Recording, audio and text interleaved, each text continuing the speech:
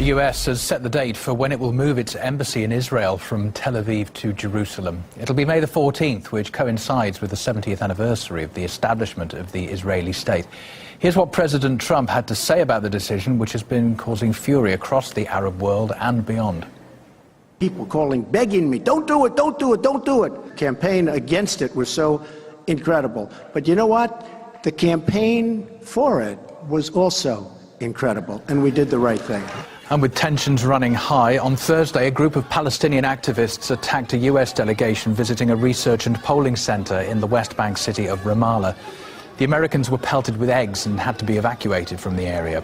Since December, when Trump took the decision to recognize Jerusalem as Israel's capital, more than 20 Palestinians have been killed and around 1,000 others injured in demonstrations.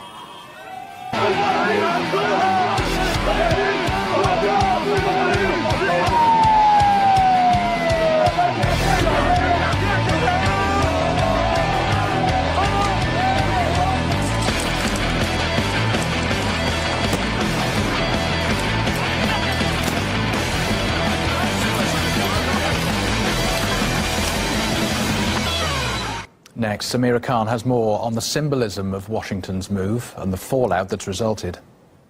To put it simply, Trump said he doesn't care what the world thinks about his decision to move the embassy to Jerusalem, which actually supports Israel's claims to the city. But when he says the campaign against his decision was incredible, he means this.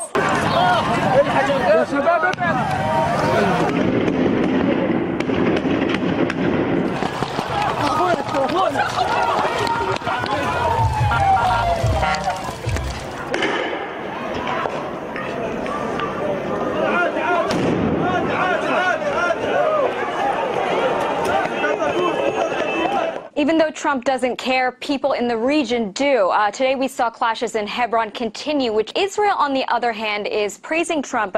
Its Minister for Transportation thanked Trump in a tweet, even called him a friend.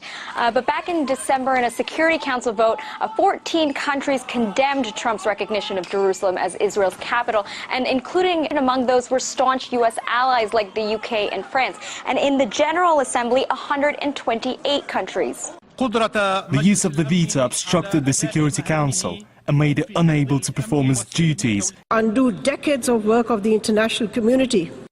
It is considered a blatant violation of the rights of Palestinian people. Must be resolved through negotiation between the two parties. A UN member state threatened all the other members. This is bullying, and this chamber will not vote to do that. Now, despite international backlash, the State Department has notified Congress that its embassy will be moved to Jerusalem on May 14, which is much sooner than originally planned. Last month, Vice President Pence said the embassy would be moved by the end of 2019. But like you said, May 14th also happens to be the day Israel declared its independence back in 1948, and it was the day President Truman officially recognized the state. But considering the international community's past response, it'll be interesting to see how they react to this latest announcement.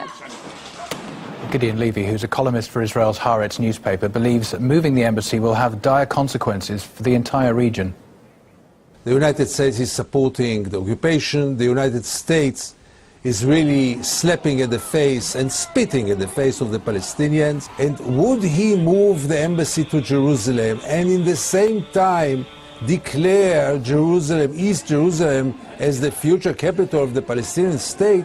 Then I think it would be quite a reasonable step. There were tens of Palestinians who paid their life for this, for the first declaration, and unfortunately there will be more tens of Palestinians who will pay their lives. But by the end of the day, there will not be another uprising, another intifada. Not a single state would stand up against the American administration, and nobody will take any measures, and it will remain a hollow lip service like many other lip services for the Palestinians.